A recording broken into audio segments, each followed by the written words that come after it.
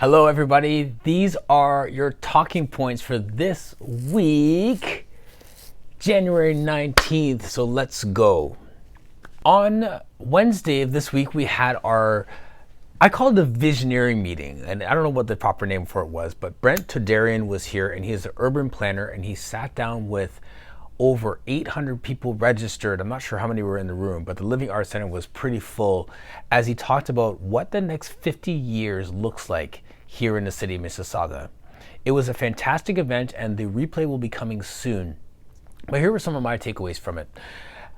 I think of Meadowvale as one of those areas, and Central Erin Mills as well, Ward 9 in general, as one of those areas that is not the downtown core.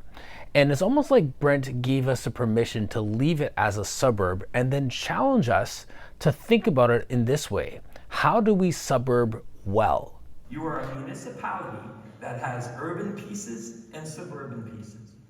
And that's going to be true for a while. You're going to have more urban places as you urbanize, but you're still going to have suburbs. The key is to embrace and lean in on the idea that you want to do your urban places better, starting with your downtown, and faster. And you want to do your suburbs better too. And that's Now, you instantly think about bike lanes, but let's think about bus lanes. Let's think about walkability. I'll give you an example. My area, I live near the Freshco, and the rule in our house is that you're not allowed to drive to Freshco. It is literally a 7-minute walk. So in that plaza, without promoting any of these places, we have a grocery store, a drugstore, tutoring, optometrist, a dentist.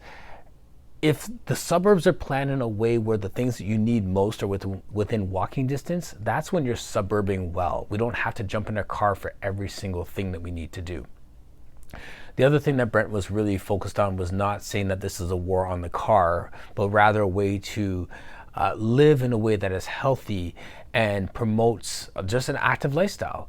We design our communities in ways that help us to stay unhealthy. When we have to drive everywhere, when nothing requires us or even any energy, any effort, that's when we start to see an increase in preventable diseases. That's a whole separate conversation about cities changing diabetes and stuff that I'm excited about. But Brent was amazing. Watch the replay. The urban planning piece was something that was really exciting for me as I think about a community I grew up in and that I love, to see what it looks like and how it grows. And it doesn't have to turn into a downtown core, but we can suburb well. Carol Reese is the executive director for the Dam, and she is retiring. This week we went to a retirement party for her, and the Dam is celebrating a new executive director. Dagmar, if you get a chance to meet her, is awesome. Please check out the Dam. Go out to thedam.org and learn more about this amazing ministry, organization, nonprofit that has been working for so many years in this community with our young people. It is, you can't even count the number of young people that they've helped and the way that they change their lives, but being proactive and addressing our youth, working upstream from a community safety and well-being perspective is one of the best ways to positively impact our community, and the Dam is doing that. So congratulations, Carol, on your 20 plus years of service to the community. Welcome, Dagmar, and I'm just looking forward to working with you more. Eden Food for Change is going through a renovation. So from January 18th to February 5th, they will be closed for this reno. So if you want to get in contact with them, you can do so by going to edenffc.org to find out more about ways that you still can help and connect, but the actual location will be closed for those days. So just a heads up on that. On January 29th, from 9 to 12 a.m., a different time this time, we are doing our drop-in meetings with me. Our Ward 9 community hours is what we call it, and these Ward 9 community hours, we're doing it differently this time. We always do them in the evenings, but there's so many people that are asking about what about during the day?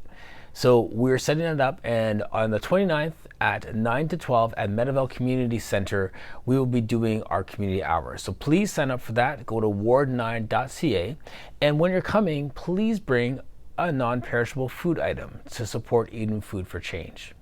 I really do love these community hours because you get to have these really fast touch points with people. They're like 10-minute meetings.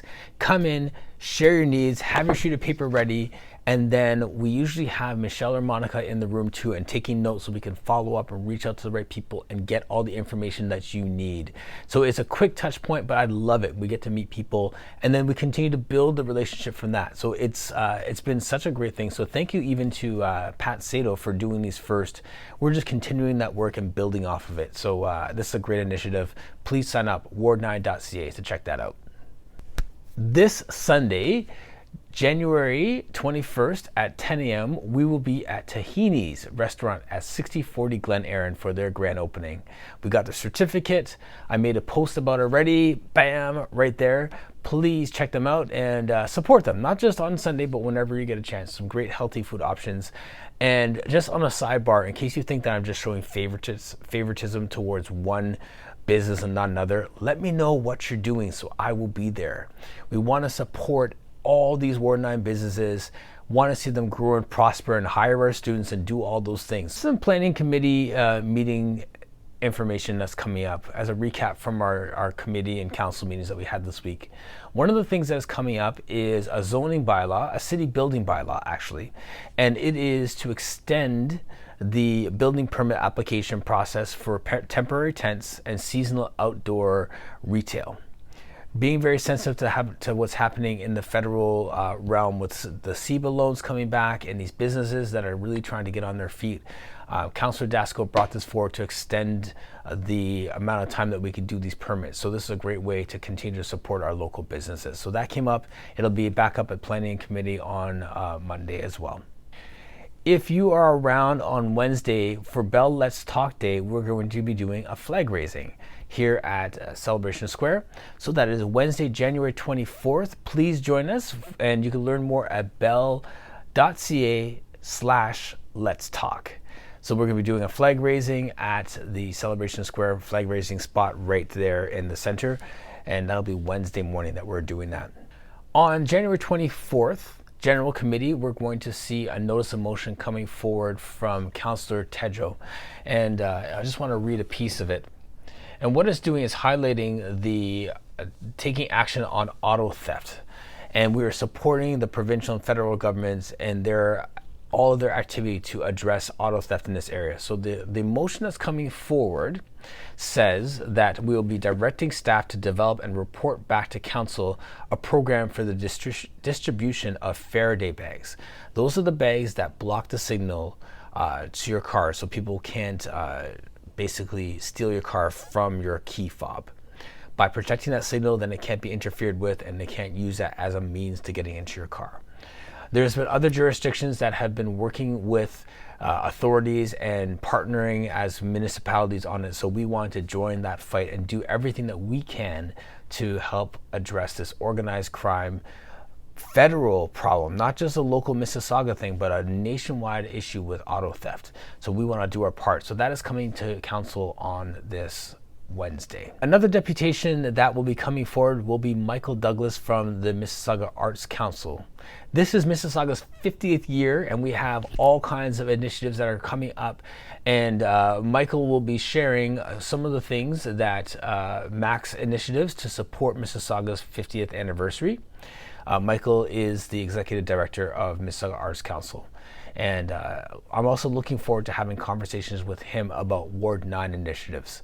And if you have any ideas how we can support and celebrate everything that's happening in Mississauga over the last 50 years and for the next 50 years, please let us know. Hit us up at ward9.ca as always, and we will tie those things in. I'll have a conversation with Michael about ways that Ward 9 can be part of the party. And the last thing, this is something that's coming up a little bit further down the road.